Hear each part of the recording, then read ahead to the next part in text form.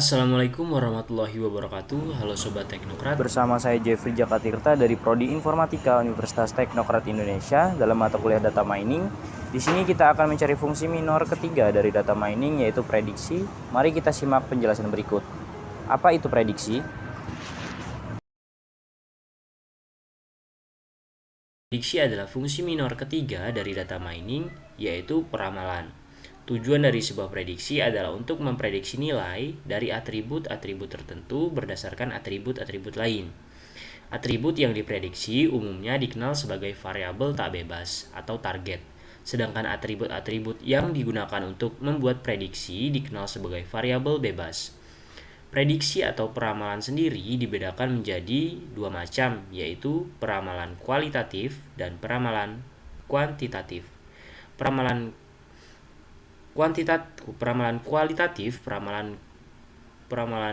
kualitatif adalah peramalan yang didasarkan atas pendapat suatu pihak dan datanya tidak dapat direpresentasikan secara tegas menjadi suatu angka atau nilai.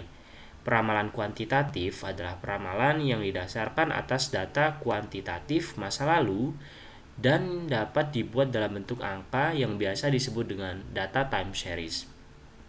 Dalam menentukan sebuah prediksi juga masih terdapat tiga metode. Yang pertama adalah time series, dan yang kedua klasifikasi, dan yang ketiga adalah regresi.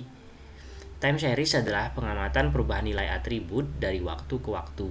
Klasifikasi adalah pembagian data ke dalam beberapa kelompok atau kelas yang telah ditentukan sebelumnya. Sementara regresi adalah menentukan atau memetakan data ke suatu prediksi variabel.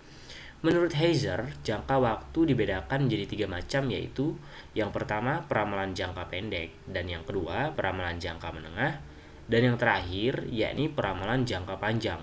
Dalam prediksi ada banyak sekali jenis-jenis pola data untuk menentukan metode prediksi menggunakan time series. Pola data sendiri dibedakan menjadi 4 macam, yakni yang pertama pola horizontal, yang kedua pola tren, dan yang ketiga pola musiman, dan yang keempat pola siklis. Pola horizontal adalah pola data ini terjadi bila mana data berfluktuasi di sekitar nilai rata-rata yang konstan. Suatu produk yang penjualannya tidak meningkat atau menurun selama waktu tertentu, maka termasuk dalam jenis ini. Pola musiman, pola data ini terjadi bila mana suatu deret dipengaruhi oleh faktor musiman, misalnya kuartal tahun tertentu, bulan atau hari-hari pada minggu tertentu. Penjualan dari produk seperti ini meliputi seperti minuman ringan, es krim, dan bahan bakar pemanas ruangan. Semuanya menunjukkan jenis pola-pola ini.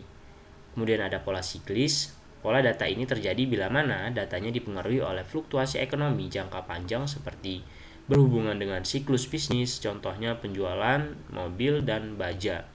Pola tren adalah pola data ini terjadi bila mana terdapat kenaikan atau penurunan sekuler jangka panjang dalam data. Contohnya penjualan perusahaan, produk bruto nasional, dan berbagai indikator bisnis atau ekonomi lainnya selama perubahan sepanjang waktu.